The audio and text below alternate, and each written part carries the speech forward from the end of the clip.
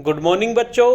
आज की इस क्लास में हम कक्षा 7 विज्ञान के पाठ 9 जंतुओं और पौधों में परिवहन के महत्वपूर्ण प्रश्नों को लेंगे। इससे पहले हमने इसके महत्वपूर्ण प्रश्न लिए थे प्रश्न नंबर 1 से लेकर 30 तक। आज की इस क्लास में हम पार्ट 2 में प्रश्न नंबर 31 से लेकर प्रश्न नंबर 67 तक लेंगे। बच्चों, वीडियो को ध्यान से देखते रहिए और वीडियो को देखने के बाद आप इन प्रश्नों को अपनी कॉपी में उतार लीजिए। इससे पहले आपने प्रश्न नंबर 1 से लेकर 30 तक कर लिए होंगे। अगर आपने नहीं करे तो इसके पार्ट 1 को देखकर प्रश्न नंबर 1 से लेकर प्रश्न नंबर 30 तक कंप्लीट कर लीजिए। तो चलिए प्रश्न नंबर 31 से शुरू करते हैं। प्रश्न नंबर 31 है हमारा, हीमोग्लोबिन किस रंग का वर्णक है? यानी जो खून में हीमोग्लोबिन होता है उसका रंग क्या होता है? तो जो खून में हीमोग्लोबिन होता है उसका रंग होता है लाल। तो इसका उत्तर होगा लाल रंग का। उसके बाद प्रश्न नंबर 32 है, हीमोग्लोबिन किस रुधिर कणिकाओं में पाया जाता है? तो हीमोग्लोबिन जो होता है वो लाल रुधिर कणिकाओं में पाया जाता है। 3 तरह की मैंने आपको बताई थी, तो लाल रुधिर कणिकाओं में ये पाया जाता है। उसके बाद प्रश्न नंबर 33 है, रक्त का लाल रंग किसके कारण होता है? तो जो रक्त का लाल रंग होता है वो हीमोग्लोबिन के कारण होता है। इस प्रश्न को आप लिख लीजिए।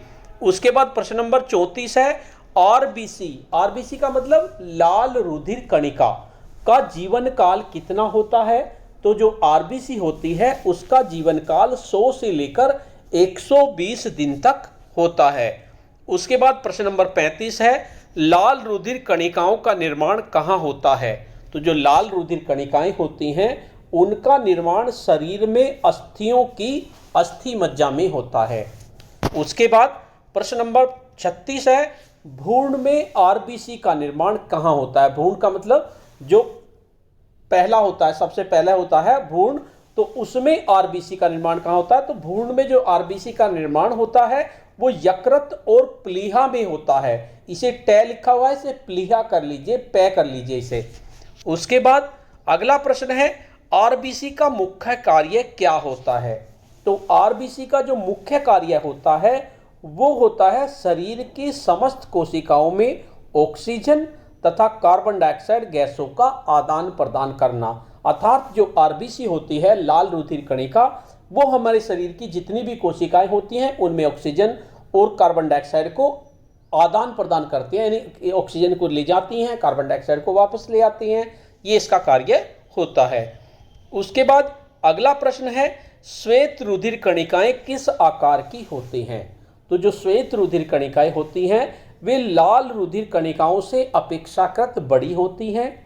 इसके साथ साथ उनमें केंद्रक भी होता है, केंद्रक युक्त होती हैं तथा अमीबा के समान अनियमित आकार की होती हैं।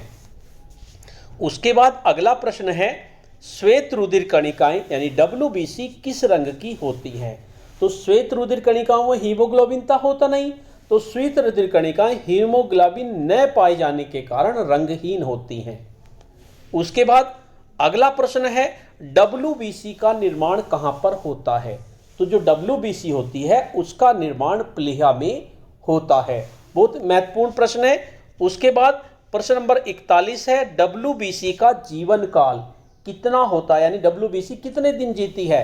तो इसका जीवन काल 1 से 4 दिन का होता है। उसके बाद अगला प्रश्न है, डब्ल्यूबीसी का क्या कार्य होता है? तो डब्ल्यूबीसी का जो कार्य होता है रोगाणुओं से रक्षा कर प्रतिरक्षा का कार्य करती हैं तथा शरीर में अशक्त तथा टूटी हुई कोशिकाओं का भक्षण कर रुधिर की सफाई करती हैं। ये कार्य होता है डब्ल्यूबीसी का, यानी जो भी रोगाणु हमारे शरीर में आ जाते हैं उनसे प्रतिरक्षा का कार्य करती है, यानी उनसे लड़ने का कार्य ये करती हैं तथा शरीर में जो अशक्त और टूटी हुई कोशिकाएं होती हैं उनको ये खा लेती हैं और रुधिर की सफाई भी करती हैं। उसके बाद अगला प्रश्न है, रुधिर प्लेटलेट्स या थ्रोम्बोसाइट्स किस आकार की होती है? तो जो रुधिर प्लेटलेट्स होती है वे बहुत छोटी होती हैं, केंद्रक विहीन होती हैं, उनके अंदर केंद्रक नहीं होता। इसके साथ साथ द्विउत्तलीय प्लेटनुमा होती हैं, जैसे उत्तल दर्पण होता है इस तरह की प्लेटनुमा ये होती हैं। उसके बाद अगला प्रश्न है, रुधिर में प्लेटलेट्स की कितनी संख्या होती है? तो रुधिर जो होता है यानी कि ब्लड जो होता है उसमें प्लेटलेट्स की संख्या 1 घन मिलीमीटर रक्त में इनकी संख्या लगभग 2 लाख से 5 लाख तक होती है। कहीं पर 2 लाख हो जाती है, कहीं 3 लाख हो जाती है, 2 लाख से 5 लाख के बीच में ये होती हैं। उसके बाद अगला प्रश्न है, रुधिर प्लेटलेट्स का जीवन काल कितना होता है? तो रुधिर प्लेटलेट्स का जो जीवन काल होता है लगभग 8 से 10 दिन होता है।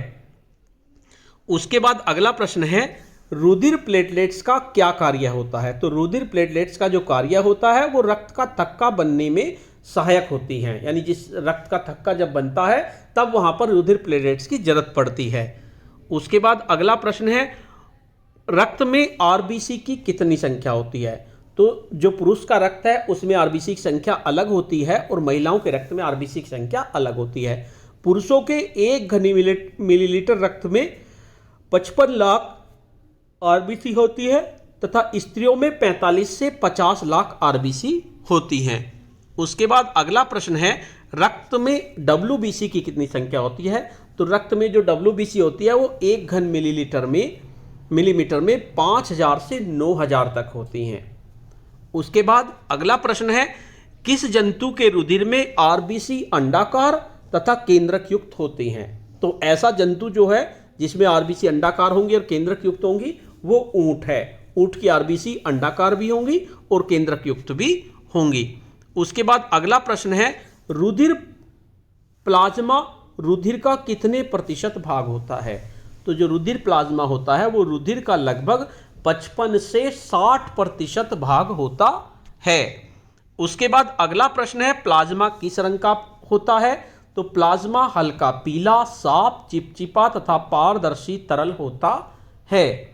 उसके बाद अगला प्रश्न है, प्लाज्मा में कितने प्रतिशत जल तथा कार्बनिक एवं अकार्बनिक पदार्थ होते हैं? तो प्लाज्मा में 90% जल होता है तथा 10% कार्बनिक एवं अकार्बनिक पदार्थ होते हैं। उसके बाद प्रश्न नंबर 53 है, प्लाज्मा क्षारीय क्यों होता है? तो प्लाज्मा जो क्षारीय होता है वो अकार्बनिक लवणीय क्षारीय लवणों के कारण वो क्षारीय होता है। उसके बाद प्रश्न नंबर 54 है, प्लाज्मा में कौन कौन से कार्बनिक पदार्थ विद्यमान होते हैं? तो प्लाज्मा में प्रोटीन्स, ग्लूकोज, वसा अम्ल तथा हार्मोन होते हैं। उसके बाद प्रश्न नंबर 55 है, रक्त में कौन सी प्रोटीन रक्त का थक्का जमने में सहायक होती है? तो रक्त में एक प्रोटीन होती है उसका नाम होता है फाइब्रिनोजन। तो वो रक्त का थक्का जमने में, यानी रक्त का थक्का मतलब रक्त जो बहता है वो रुक जाता है, तो वो फाइब्रिनोजन की वजह से होती है। उसके बाद अगला प्रश्न है, रुधिर वर्ग की खोज किसने की? तो रुधिर वर्ग की जो खोज थी वो कार्ल लैंडस्टीनर ने की थी। उसके बाद अगला प्रश्न है, मनुष्य के रुधिर में कितने प्रकार के प्रोटीन होते हैं? तो मनुष्य के रुधिर में 2 प्रकार के प्रोटीजन होते हैं, एक तो प्रतिजन ए तथा प्रतिरक्षी बी। उसके बाद अगला प्रश्न है, प्रतिजन कहाँ उपस्थित होते हैं? तो प्रतिजन जो होते हैं लाल रुधिर कणिकाओं की जीव कला की बाहरी सतह पर प्रतिजन उपस्थित होते हैं।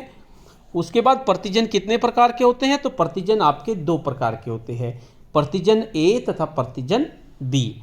अब बात करते हैं प्रतिरक्षी कहाँ पाए जाते हैं? तो प्रतिरक्षी रुधिर के प्लाज्मा में पाए जाते हैं। और प्रतिरक्षी कितने प्रकार के होते हैं? प्रतिरक्षी भी आपके 2 प्रकार के होते हैं, प्रतिरक्षी ए और प्रतिरक्षी बी। अगला प्रश्न है, रुधिर वर्ग कितने प्रकार के होते हैं? तो रुधिर वर्ग जो होते हैं आपके 4 प्रकार के होते हैं, ए रुधिर वर्ग, बी रुधिर वर्ग, ए बी रुधिर वर्ग और ओ रुधिर वर्ग। अब बात आती है कौन सा रुधिर वर्ग सर्वग्राही होता है, यानी ऐसा कौन सा है जो सबका खून ले लेता है, यानी उस पर किसी का भी खून चढ़ाया जा सकता है। तो ऐसा रुधिर वर्ग जो होता है ए बी होता है। ए बी वाले में ए का भी चढ़ सकता है, बी का भी चढ़ सकता है और ओ का भी चढ़ सकता है। और अगला प्रश्न है, कौन रुधिर वर्ग सर्वदाता होता है? ऐसा भी एक रुधिर वर्ग होता है जो अपना खून किसी को भी दे सकता है। तो ऐसा रुधिर वर्ग होता है ओ ए वाले को भी दे सकता है, ओ बी को भी दे सकता है और ए बी को भी दे सकता है और ओ तो ओ को दे ही देगा। उसके बाद अगला प्रश्न है, रुधिर वर्ग ए में प्रतिजन और प्रतिरक्षी क्या क्या होंगे? तो रुधिर वर्ग ए में प्रतिजन तो आपका ए होगा और प्रतिरक्षी बी होगा। अगला प्रश्न है रुधिर वर्ग बी में प्रतिजन क्या होगा और प्रतिरक्षी क्या होगा। तो रुधिर वर्ग बी में प्रतिजन तो बी ही होगा और प्रतिरक्षी लेकिन उसमें ए होगा। उसके बाद अगला प्रश्न है रुधिर वर्ग ए बी में प्रतिजन और प्रतिरक्षी बताइए। प्रतिजन ए और बी होंगे और प्रतिरक्षी उसमें कोई भी नहीं होगा। तो ये बहुत महत्वपूर्ण प्रश्न है। मैंने इस क्लास में 31 से लेकर 67 तक आपको प्रश्न बताए। अगली क्लास में इससे आगे के प्रश्न हम लेंगे। तब तक आप इन प्रश्नों को अपनी कॉपी में कर लीजिए, बहुत महत्वपूर्ण है। और ये आगे जब आप प्रतियोगिता परीक्षा की तैयारी करेंगे उसमें भी आपके बहुत काम आएंगे। तो बच्चों आज की क्लास में इतना ही। धन्यवाद।